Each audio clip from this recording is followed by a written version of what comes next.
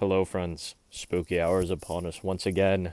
I'm back to give you UFC Fight Night Jared Cannonier versus Kyle Baralho, aka UFC Vegas 96. Picks and predictions, starting off obviously with the prelims, ending with the main event. Chatting shit the entire time. Now, a couple things I want to say about this card preemptively. Actually, one of the toughest cards to pick, for me personally, in a while. There's multiple matchups on this where I think that even the logical pick, I can see the logical pick losing in multiple ways. Like, very spooky, kind of a whole aura of spookiness surrounding this card. Interesting matchups. Bit of an interesting one. Maybe another onion card, actually, in disguise. A massive onion card that I can't even begin to dive into, but enough chatter. Starting off with the first flyweight women's bout. First prelim of the night, Wong versus Victoria Leonardo. I'm going with Wong. You can't, I repeat, you cannot pick Victoria Leonardo. Victoria Leonardo should never have been in the UFC. She should not be in the UFC as we speak. She's probably going to lose this fight by KO, TKO, and then be cut, and that will be the end of her career. Wong is extremely green, but she is a prospect, even though she's on the older side of prospect at 32 years old. She does have skill. She's a legitimate striker, can push a nice pace. Victoria Leonardo, on the other hand, is actually dog shit. She's 1-3 in the UFC, 9-5 as a professional overall. All three of her losses have been by KO, TKO. Two of those three KO, TKO losses by head kick. Or involving a head kick, at least. Sometimes head kick and punches. But head kicks nonetheless. That's just not good. Wong, even though she has 5 fights, she does have one finish already by head kick knockout. So I'm just going to say that she's going to get it done the same way. I don't know what round, but Wong, KO, TKO, head kick plus strikes, head kick, whatever the hell. Head kick to ground and pound. You know the deal. That's a simple one, I think. Moving on to the first spooky hours fight of the night. And it's only the second one, but here we go. Josiane Nunes versus Jacqueline Cavalcanti. I've heard people say Cavalcanti and Cavalcanti. I'm going to go with the Chi. But Jacqueline Cavalcanti versus Josiane Nunes. I've switched back and forth on this one. I thought that I was like the Mr. Big Brain with the Josiane Nunes pick. Until I started to do some digging, for real. I think that this is a bad matchup for Jacqueline Cavalcanti. This type of fighter, a type of fighter like Josiane Nunes. But I do think that Jacqueline Cavalcanti, again, is actually talented. I'm surprised that she's not getting talked about even more. When I watched her tape, I actually watched a little bit of tape on her. I was actually surprised, low-key blown away. I think that Jacqueline Cavalcanti, still young, by the way, at 26 years old, has the chance to actually be something. She seems to be improving noticeably every single fight. Her one loss, I forget the woman's name, that was a tough loss. You know, some people were saying that she got robbed. I did think that she lost that fight, but it was close as hell. There's an argument for it, honestly. It was a super close fight that I don't think would have been a robbery either way. She just happened to lose that one.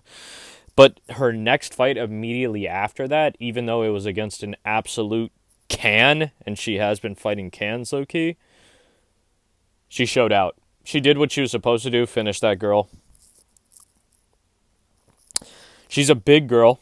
She's actually pretty much Chelsea Chandler's size. Josiane Nunes is no stranger to fighting bigger girls. She's small herself, and no stranger to fighting girls like Chelsea Chandler. She fought Chelsea Chandler herself, gave a competitive fight.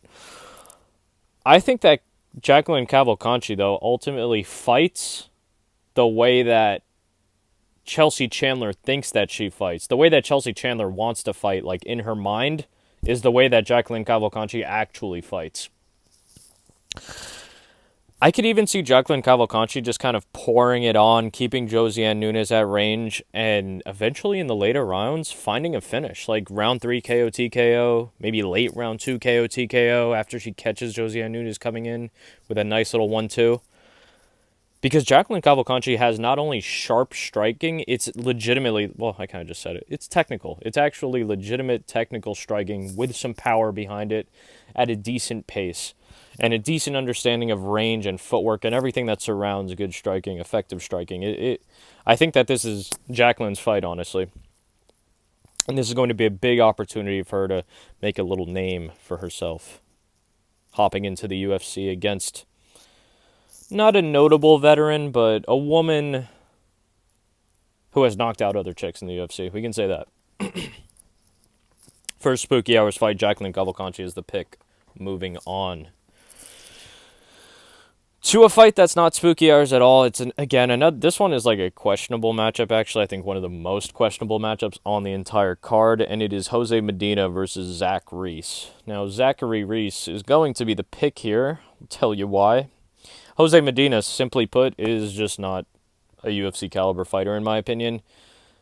A couple of fights ago, it wasn't his most recent fight, but a couple of fights ago, he was fighting his most recent fight, actually, I think. He lost to, I forget this dude's name, I want to say it was Magomed Gadzisulov.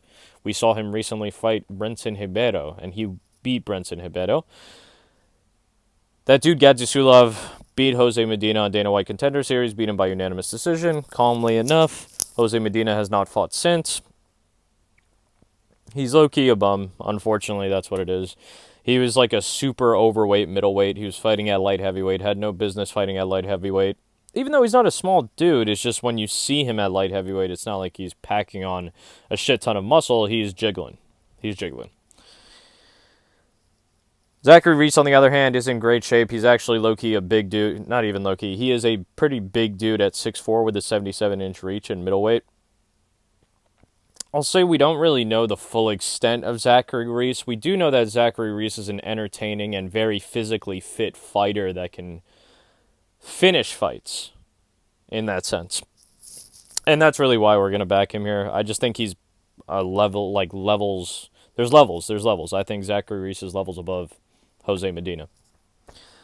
Simple as that. There's another thing I wanted to say about Jose Medina, actually, when I was talking about the fight that took place a couple of fights ago. It was against a dude, I want to say his name was Cesar Babita, something like that. His name was Cesar, at least. Just look on Tapology, look for the Cesar fight. The dude had a horrible fucking record before that fight, so it should be pretty simple. He finished with, like, mounted elbows. He finished with ground and pound. He finished that fight, Jose Medina did. But if you watch that fight, combined with the dude's record and, like, his age, his opponent's record and age, it's just a horrible look. It's a horrible look. Like, it's a fucking horrible look. I don't see anything for Jose Medina, honestly. Again, surprised that he's in the UFC. This will probably be the second to last, if not the last time we see him, though. Moving on to a fight that I'm extremely excited for. Viacheslav Borshchev, a.k.a. Slava Claus, versus James Llontop. James Llontop, we meet again, brother. One of my Peruvian brothers who, of course, I emotionally backed as soon as he got in the UFC, even though he was a major favorite to win his fight. He got dog-walked and choked out super quick. It is what it is. It really is what it is. I don't think that James Llontop is that bad. Not at all, actually. I think he's just pretty mids. He maybe can get better, too. He's very young, actually, 25 years old. But I do think that where he's at right now, or at least the last time I saw him, the last time that we all saw him, I think Slava Claus beats him. I think Slava Claus beats him in what is most likely going to be a kickboxing match. Maybe even just a straight boxing match, for real. Vyacheslav has nasty body shots, nasty hooks. He does have power, even though it doesn't always translate. He does have power, and he can finish people. Some people might be concerned about the chin of Slava Claus. I really wouldn't be. It is what it is. Might be concerned that he got subbed in his last fight. Chase Hooper is actually a good grappler, and he was hurt, and James Llontop is nowhere near the level of grappler that Chase Hooper is, so I really don't think that's going to be a problem. Going with Slava Claus here. If I was going to make an emotional pick here, there might be one emotional pick in this event, but if I was going to make more than one emotional pick, I would say, I would pick James Llontop here to get this one, but I'm not going to. I'm resisting. Fuck it. Slava Claus, Viacheslav Borshchev is the pick. Moving on. New York City lad from Staten Island, New York City's own Denis Buzukja versus Francis Fire Marshall. A very interesting matchup to me. Both of these dudes are kind of in a similar state in their careers, with their styles, like on their come up. It's very strange, actually. Denis Buzukja was also not supposed to fight Francis Marshall. I'll tell you who he was supposed to fight. Danny Silva. That's who it was. Danny Silva. Yes, of course it was Danny Silva. Danny Silva withdrew apparently with a broken foot. That's just what I heard. Not sure. So Francis Marshall steps up. I'm pretty sure that was today. That was like today that all that shit went down. So has a teensy-weensy bit of notice. Barely anything. I'm going with Denis Buzukja in this one, actually. To take it again, I don't know how he's going to win this one. I might bug out and say by finish, but on top of it, like a full camp, what I have to assume is a full camp, I think he'll be able to take this one. I don't think Francis Fire Marshall is like unbelievably better or a level above Denis Buzukja. I think this is actually a fairly even matchup. A fairly even matchup. Francis Marshall just... both of these dudes are on skids. This is kind of a redemption fight for both guys, even though Denis Buzukja, like I said, won recently. Still, I think he was also getting his ass beat in that fight. Like, possibly, quite possibly, before he got the finish. I might be completely wrong on that, but either way, I feel like I spent too much time on this fight already. Denis Buzukja is the pick. That one actually maybe even has a tinge of the emotion with it, just because he's a fellow New Yorker. But anyways, moving on. Edmen Shahbazyan versus Gerald Meerschart. Go with Edmen Shahbazyan by first round KO TKO. I think that this is about as competitive, it's like the most layup, non-layup fight, I think, that you could make stylistically for a dude like Edmen Shahbazyan. As long as he doesn't tweak and start shooting takedowns or doing some dumb shit, this is Edmen's fight to take, I think, honestly. Just land a couple of good shots and get him the fuck up out of there. By him, I mean GM3, of course. I will be terrified if somehow Gerald Meerschart gets dropped in the first round, survives up until the third round where he gets dropped again. Edmen Shahbazyan tries to lay in some ground and pound and fucking GM3 snatches up an arm or a leg and somehow wins. I will be terrified. I will scream, cry, cope, all that good shit. Still feeling pretty confident Edmen Shahbazyan won, though, to get that one done, especially with my exact call out.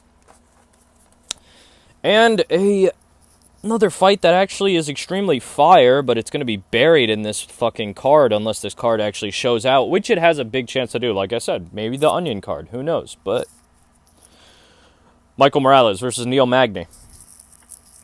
Men's welterweight bout. Michael Morales on the come-up, on the warpath currently. Neil Magny just set back Mike Malott a couple of years in his career. Still looking decent with that performance, even though he actually was getting smoked a wee bit. He is a legitimate, tough veteran. That is Neil Magny. But I'm going with Michael Morales. I feel like the simple pick here, a lot younger, really good form right now, coming off of good wins, a much more dangerous striker, and a competent enough grappler that I think he might even be able to take down Neil Magny if he really, really wanted to, if he really, really tried. I think as long as Michael doesn't gas and he just gives us enough output, he should take this one. I'm going with Michael Morales by decision, very calmly, moving on to the featured fight, which I believe, is the finale of The Ultimate Fighter. They are not listing it as such, but I believe it is. Ryan Loder versus Robert, I've seen it pronounced, or I've heard it pronounced Valentin and Valentine. so I might use it interchangeably. Please excuse me. Ryan Loder versus Robert Valentin. Going with Robert Valentin, man. There's a big chance, you should think about this right now, there's a giant chance that Ryan Loder fucking, not even wrestle fucks Robert Valentin, but he literally takes him down once per round and somehow lays there. No damage from the top, no ground and pound, except for maybe literally like 3, 4, 5 ground strikes. And that's it. And he wins every round doing that. I will scream and cry again, of course. And then what I really hope happens is Robert Valentin is either able to keep Ryan Loder up on the feet or he's able to KO Ryan as he's coming in to shoot for a takedown. Man, I think Robert Valentin is just like a lot more of a well-rounded fighter. Can finish the fight in more ways that Ryan Loder would be able to. That can't be true also. That just can't be true. I might have copied down the stats for Neil Magny for Robert Valentin, because I was about to say, is Robert Valentin 37 years old? I don't think so. He's 29. Okay. He's 29 years old. Yeah, I'm going with Robert Valentin. I think that one's actually pretty calm. Moving on to the only kind of, it's not even fully, the only kind of emotional pick for the co-main event, which is Angela Overkill Hill, fucking Evolution Muay Thai NYC's own Angela Overkill Hill versus Tabitha Ricci. I'm going with Angela Hill. Like I just said, kind of an emotional pick.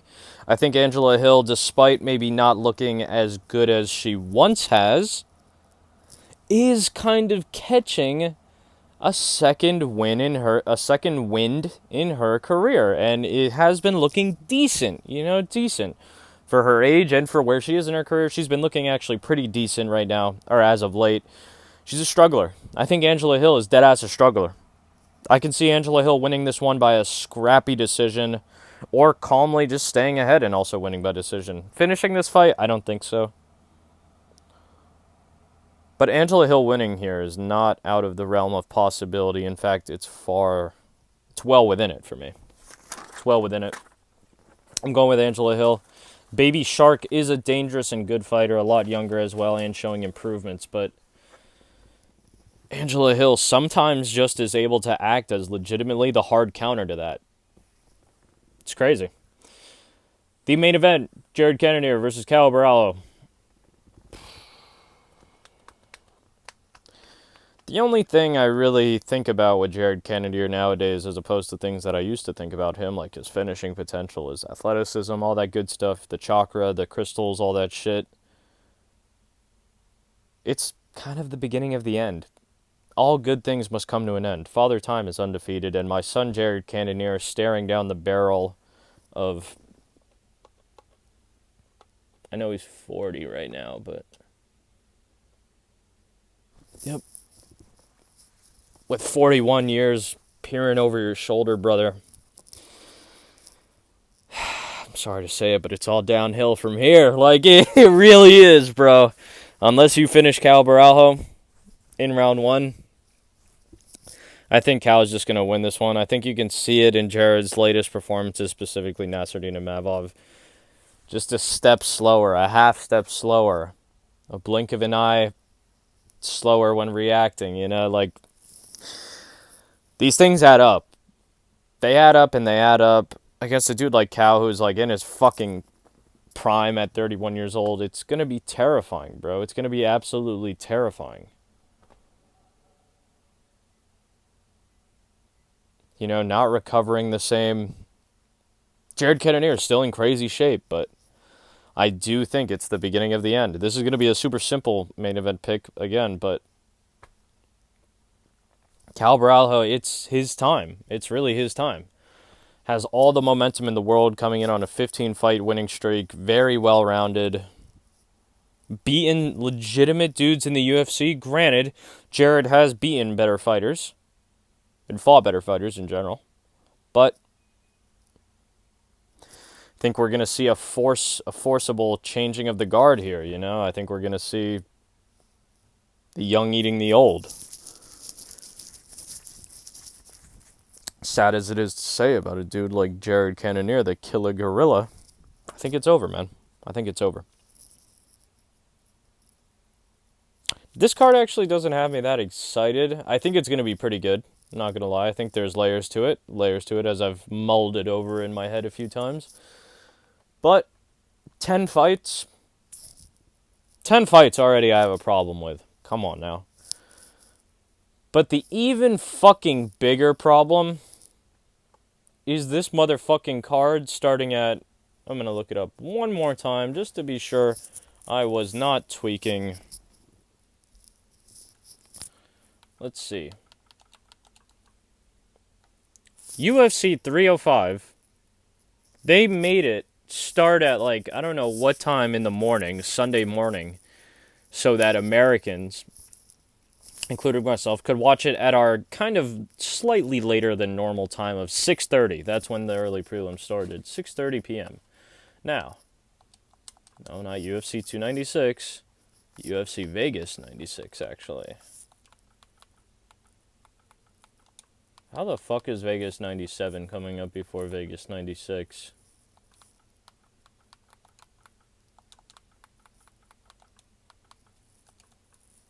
That shit doesn't even make... Oh, God. I'm gonna kill someone. Yes, let's see. The prelims start at fucking 7 p.m. Holy shit. Holy fucking shit. This is at the Apex. I don't know what's gotten into these people, man. Like... Now, granted, people have jobs, people have lives, so if this allows you to catch the fights and catch them in their entirety, good for you, for real. But, like, I don't hate it all the time when we get a nice little early fight night on the weekend. I don't. Especially if it's going to be fucking 10 fights, and you want to know the worst thing? I think that there's actually going to be a decent amount of finishes, like, at least a couple knockouts, low-key, too, but, like... You best believe if there's going to be any decisions, they're playing it the entire way through. It's going to be fucking 15 minutes. They're not even going to play, like, the fights immediately. It's going to be 10 minutes of ads. They're going to skip the walkout so they can run more ads. And that's one of the most AIDS things in the fucking UFC running right now. But that's a rant for another video. Let's just recap these fights, actually, and then I'll let you go about your night. Wong. I got Wong taking her fight versus Leonardo. I'm going to say Wong takes this one. I can't give the exact round on this, but I will say KO, TKO, DQ, specifically by head kick, involving a head kick. Moving on. Josiane Nunes versus Jacqueline Cavalcanti. I got Jacqueline Cavalcanti. I'm going to go with KO, TKO, DQ in round 3. I can see Jacqueline having a dominant fight the entire way through. Something I actually want to notice, I wanted to mention about Jacqueline. Her striking defense is almost non-existent. Her striking defense is to throw more punches and tank. She just tanks shots, she takes damage, she tries to beat you to punches to defend herself. That's really what she does. I don't think that Josiane Nunes' output is high enough to actually capitalize on that little gap, that little exploit, if you will, of the defense of Jacqueline Cavalcanti. So, Jacqueline Cavalcanti by KO, TKO, DQ in round 3 after a pretty decisively dominant fight. The damage is just too much for Josiane Nunes. Eventually, a powerful 1-2 sits her down, and that's the beginning of the end, or she just covers up. Moving on to Zachary Reese versus Jose Medina. Go with Zachary Reese. I'm going to say KO, TKO, DQ in round 1. Just comes out swinging with some massive shots that Jose Medina at first tries to maybe cover up from, just withstand the storm, but he doesn't. One of the shots slips through the guard. Hurts him. That's the beginning of the end. Moving on to Viacheslav Borshchev versus James Llontop. James Llontop. Damn, man. I want to pick James Llontop, man, but I also really fuck with Slava Claus. I'm going with Slava Claus by decision here. James is very tough and has the skills to kind of at least not get finished. Dennis Buzukja versus Francis Fire Marshall. Again, an interesting fight, man. I have a weird feeling about this fight, actually, but I'm going with Dennis Buzukja. I'm going to say KO, TKO, DQ. Jesus Christ, I'm going bloodthirsty. I'm saying everyone's going to get knocked out in this one. I don't know what's wrong with me. But KO, TKO, DQ, let's see.